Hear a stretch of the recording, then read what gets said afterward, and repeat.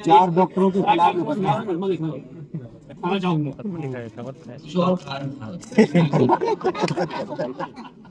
मैं वाकई में ये न्यूज़ लेकिन अगर इस तरह का किया तो बहुत खराब बात है। एक बार तो इसी तरह से सरकार चली गई थी, जब भी किसी सरकार ने किया था तो पूरी सरकार चली गई। और इन्हीं महीनों की बात है।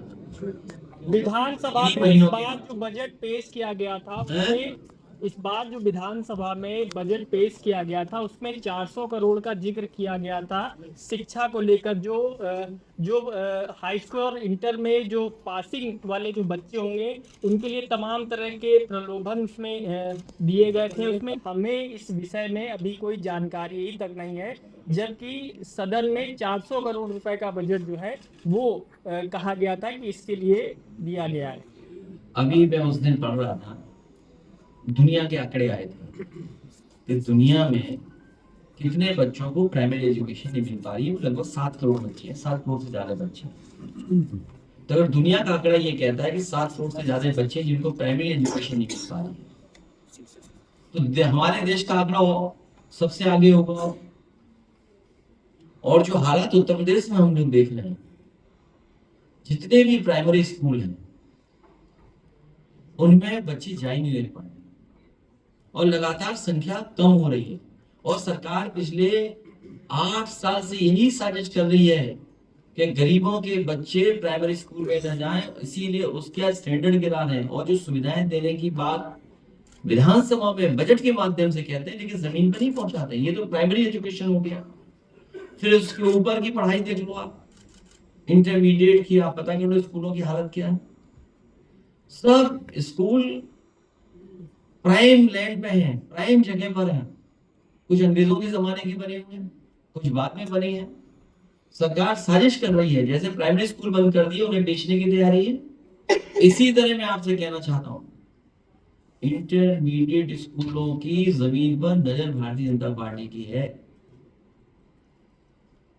और जितनी भी संस्थाएं समाजवादी सरकार में बनी थी, IIIT यहाँ बना था, IIIT नहीं चला रही सरकार, क्योंकि मुख्यमंत्री जी को लेना देना नहीं पढ़ाई से कुछ। उससे पूछे IIIT क्या होता है, IIIT के बारे में नहीं बताएंगे, ना कहेंगे किसी से। IIIT लखनऊ में IIIT समाजवादियों के समय पे बन गई। संस्कृति स्कूल बंद कर दिया। कोई भी सरकारी स्कूल बोल रहा हूं मैं, सैनिक स्कूल नहीं बना पाए, पीपीपी पे बना रहे अपने लोगों को ऑब्लाइज करने के लिए। तो ये जो बोला था स्कूटी देना, हो सकता है स्कूटी में इनके वो बात न बन रही हो, जैसे कूटे गए MSc, इसलिए स्कूटी नहीं आई है। जिस दिन बात बन जाएगी बंटवारे की, उस दिन स्कूटी आ जाएगी।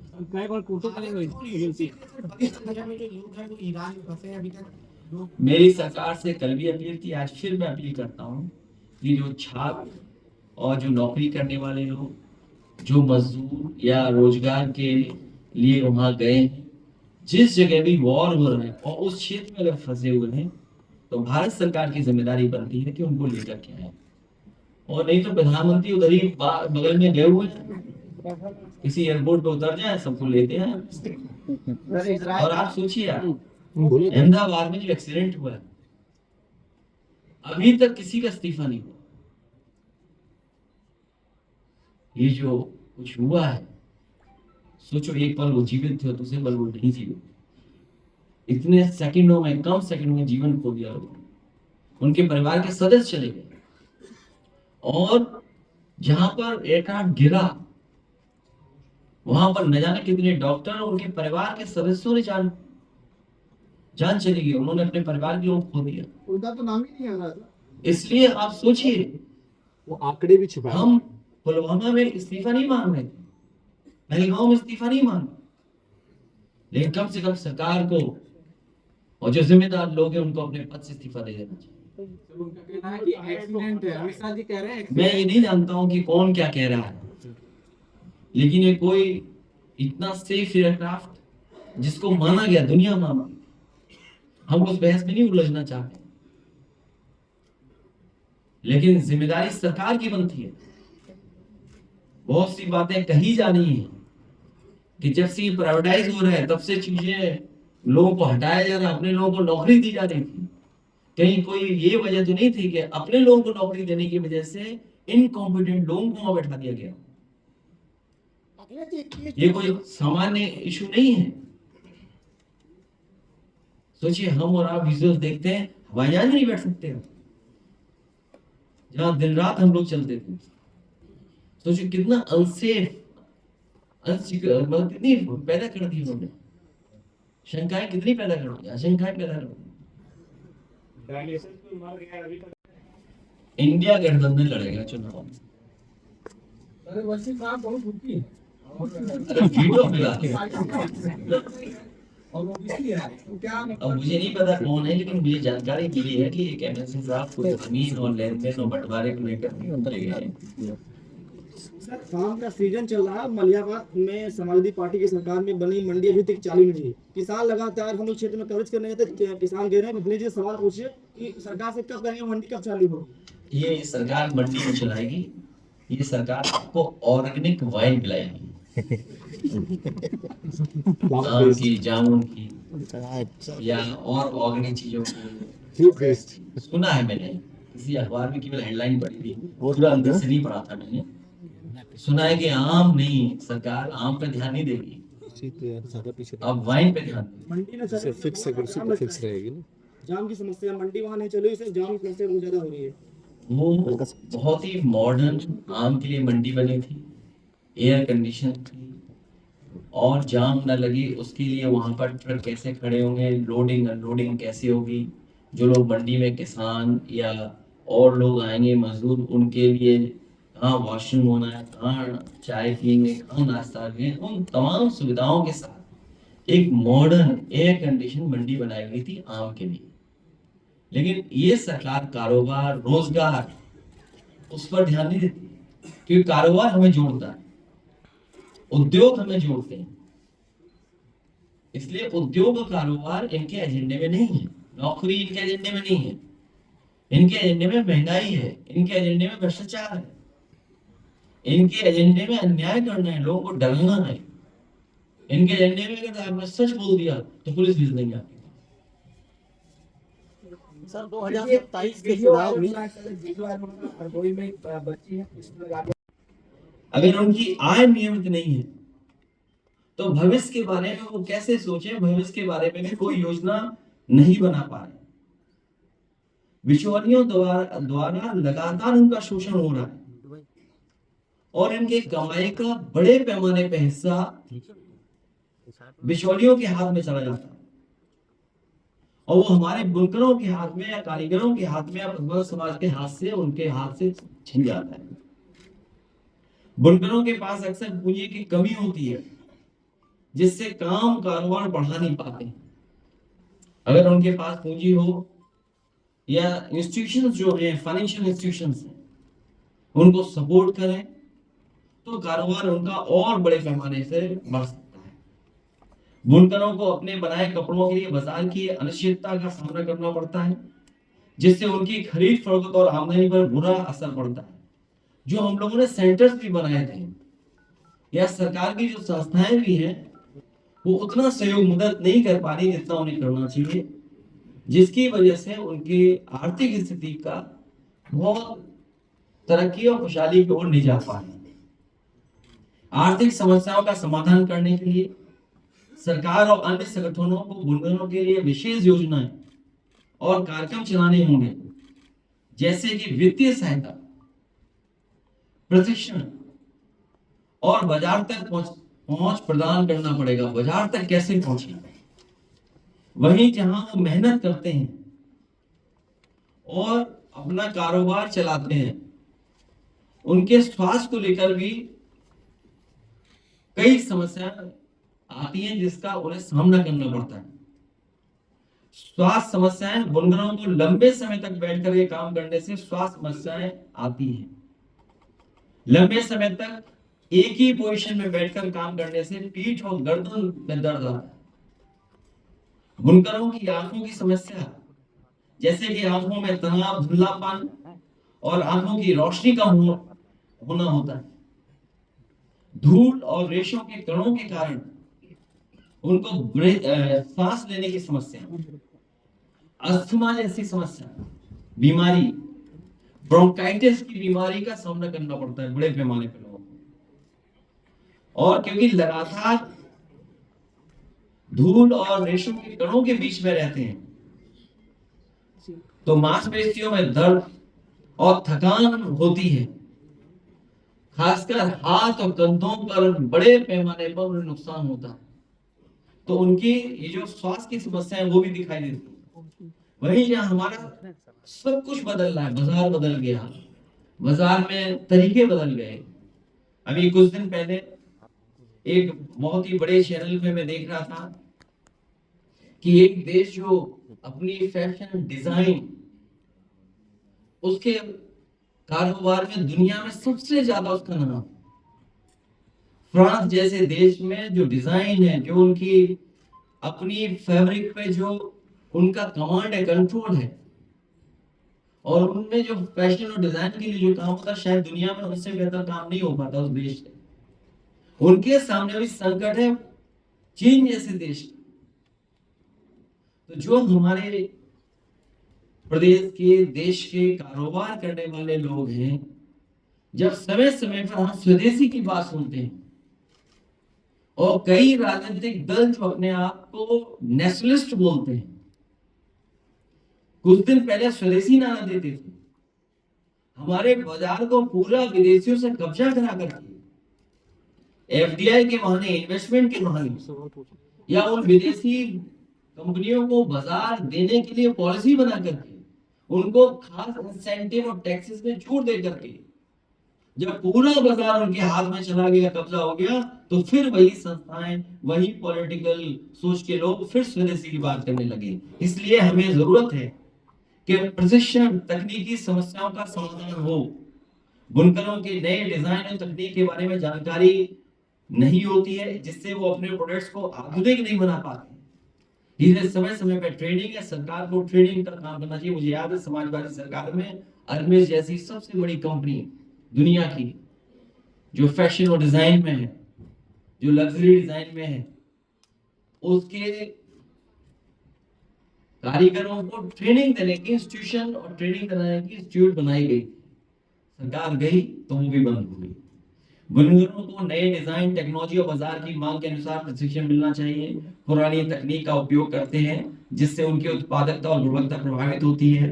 परंपरागत बुनकरों को नए डिजाइन और फैशन ट्रेंड की जानकारी नहीं होती है, जिससे वो अपने प्रोडक्ट्स को आकर्षक नहीं बना पाते हैं। मॉडर्न मशीन और एडवांस टेक्नोलॉजी की सुविधा नहीं होती है, जिससे उनके प्रोडक्शन की क्षमता पर बुरा असर पड़ता है। गुणवत्ता नियंत्रण के बारे में जानकारी न होने के बारे में क्वालिटी भी प्रभावित होती है। तो ये तमाम जो उनकी समस्या, उनके समाधान को लेकर भी हम लोग आने वाले समय में काम करेंगे, जिससे हमारे कारोबार बढ़े, प्रदेश की तरक्की और आगे बढ़े।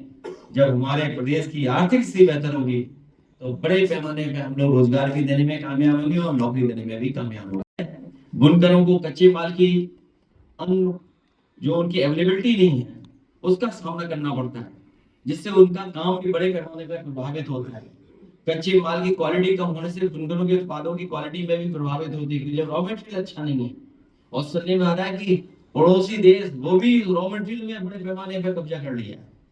जो लोग स्वदेशी नारा दे रहे हैं उनको भी इस तरह सोचना पड़ेगा, उनकी सरकारों को सोचना होगा। बुनकरों को कच्चे माल की सप्लाई चेन में समस्याओं का सामना करना पड़ सकता है, जैसे कि देरी से आपूर्ति के लिए अनियमितताएं, कभी माल मिलना कभी नहीं मिलना, ये भी बहुत संकट बड़े पैमाने पर पैदा हो जाता है बुनकर भाइयों के सामने। इसलिए उनकी समस्याओं के समाधान के लिए समय आने पर हम लोग काम करेंगे।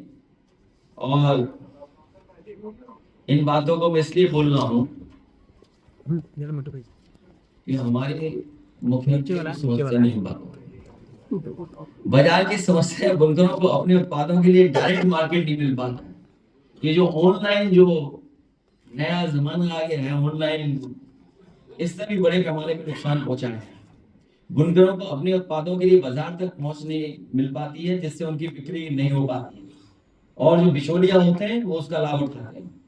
बुनकरों का अक्सर मदरसा वही बिचौलिया शोषण करते हैं, उनकी कमाई का बड़ा हिस्सा छीन लेते हैं, उनकी आय प्रभावित होती है। और बाजार की भी उन्हें समय में जानकारी नहीं होती, जिसकी वजह से उन्हें जो लाभ मिलना चाहिए वो नहीं मिल पाता। अभी यही तय किया हम लोगों ने कि उनके और हमारे साथियों के सुझाव आएंगे, उनकी समस्या आएंगी, तो उनके समाधान के लिए हम लोग काम करेंगे और एक डॉक्यूमेंट तैयार करेंगे जो आने वाले समय में हमारे समाजवादी पार्टी के मैनिफेस्टो में शामिल होगा। गेहूं की खरीद हो ही नहीं रही। उस समय भी हम लोगों ने आपको बताया था कि सरकार गेहूं की खरीद कहीं की नहीं, और सरकार के हर आंकड़े गलत होते हैं। उन्होंने 20% भी गेहूं खरीद नहीं किया सरकार ने। अभी कुछ दिन पहले मुख्यमंत्री जी हवाई यात्रा पर निकले थे फसलों को देखने के लिए, मक्का की और तमाम फसलों को देखने के लिए हवाई यात्रा पर निकले थे। बताइए, जो लोग किसानों का सामना नहीं कर सकते वही तो हवाई यात्रा करेंगे। हमारे पहले मुख्यमंत्री हैं जो फसल को हेलीकॉप्टर से देखने निकले थे, और फसल को देखने के बाद एक भी केंद्र नहीं बना। अभी सरकार बता रही है कि हम एमएसपी पे खरीद रहे हैं मक्का या और फसलें। हम उदाहरण के लिए पूछना चाहते हैं, कन्नौज में बता दो कहां केंद्र खुलवा है। जो हवाई यात्रा आपने की, जिस जिस रूट पे आपका हेलीकॉप्टर गया होगा, कहीं एक केंद्र बना हो तो बता दें आप। दूध उत्पादन तो हो ही नहीं रहा है प्रदेश, उसको भी बंद कर दिया उन्होंने। काऊ मिल्क प्लांट पहला बना था उत्तर प्रदेश का। काऊ मिल्क प्लांट के प्रोडक्ट बनाने के लिए काऊ मिल्क प्लांट पहला बना था उत्तर प्रदेश में, वो भी सरकार ने बंद कर दिया। मेले तो बंद कर ही नहीं है सरकार, ये भी बंद कर रही है। आज हमारे बुनकर भाई आए हैं, जिस तरीके से ये सौहार्द का ताना बाना बुनते रहे हैं, भविष्य में भी वो सौहार्द का ताना बाना बुन करके इस समाज को भाईचारा, इस समाज की एकता, एक समाज में जो हमारे एक दूसरे के प्रति प्रेमता और बढ़ाने का काम करेंगे। बिजली महंगी होने जा रही है, और जब रेगुलेटरी अथॉरिटी जो है अगर वो अप्रूवल दे देगी जो सरकार का प्रस्ताव है, तो बिजली का बिल बहुत सारे लोग हम लोग नहीं दे पाए। संकट आएगा तो मोबाइल भी कैसे चार्ज करें। ये सरकार महंगाई, बेरोजगारी लगातार बढ़ा रही है, भ्रष्टाचार लगातार बढ़ रहा है, और सुनने में आया है भ्रष्टाचार और जमीन में तो भारतीय जनता पार्टी मिली हुई है ही उसमें। उनके एक किसी एमएलसी को भी कूट दिया गया, कूट गए हैं। अगर किसी पत्रकार में वीडियो की बनी पहुंचा दें। मैं एक बार फिर अनीस मसूरी जी का और उनके सभी साथियों का बहुत बहुत धन्यवाद देता हूँ, अपने प्रेस के साथियों का भी। नहीं, ये बहुत अच्छे हैं, बहुत अच्छा काम करते हैं, भ्रष्ट नहीं है। और दो विधायक सरकार के स्पीकर के अगेंस्ट में लेटर लिख रहे हैं, एक सीएमओ को लेकर, डीएम और स्पीकर आमने सामने, और इसके बाद स्पीकर के आमने सामने 2 एमएलए। पहले तो हम लोग सुनते थे डीसीएम और ओसीएम में लड़ाई है, outgoing chief minister, DCM deputy chief minister. जो डबल इंजन की सरकार थी, तो डबल इंजन टकराने लगे, उनके डब्बे टकराने लगे, अब गार्ड के डब्बे भी टकराने लगे। आउटगोइंग सीएम,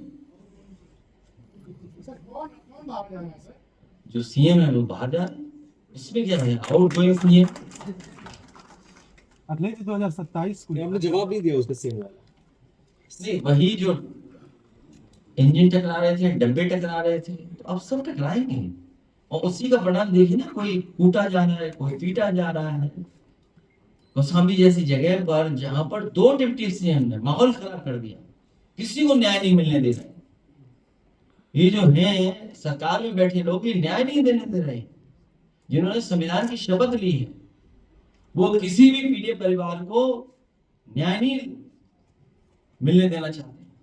और अभी हमारे पार्टी के प्रदेश के अध्यक्ष श्यामलाल पाल जी इस परिवार से मिलने जाना चाहते थे, पुलिस है इनके पास, पुलिस लगा दी, नहीं जाने देंगे आपको। अब आप एक्सरसाइज करिए, भागने दौड़ने की, चोरी छिप करके जाइए तो आप जा सकते हैं।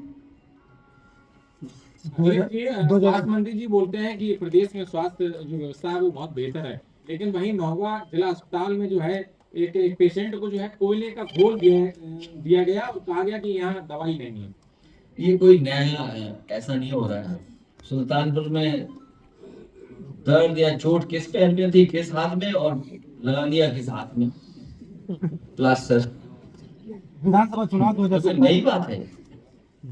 अच्छा, जो है भी मानुस, जिसका जो काम है वो काम ही नहीं कर रहे हैं। हमारे ओसीएम साहब का काम क्या है? सबसे प्रिय काम क्या था? पूजा पाठ। और दूसरे का काम क्या था जो स्वास्थ्य विभाग जिनके पास?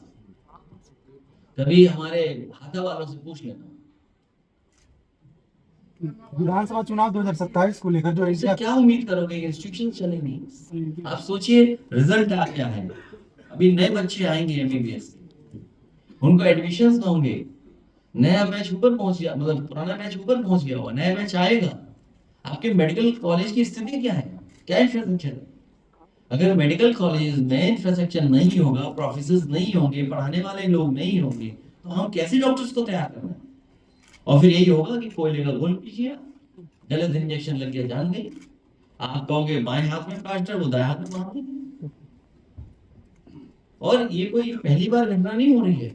अगर आप 8-9 साल 10 साल का हिसाब किताब निकालेंगे तो न जाने कितने ऐसे निकलेंगे आपको उदाहरण कि जहां पर नेग्लिजेंस की वजह से जान गई है, ओवरडोज की वजह से जान गई है। एंटीबायोटिक दे दिए आपको, दवाई, क्योंकि गरीब सोचता है दवाई नहीं मिलेगी तो हम ठीक नहीं होंगे, ओवरडोज दवाई दे रहे हैं, गलत दवाई दे करके जान गई लोगों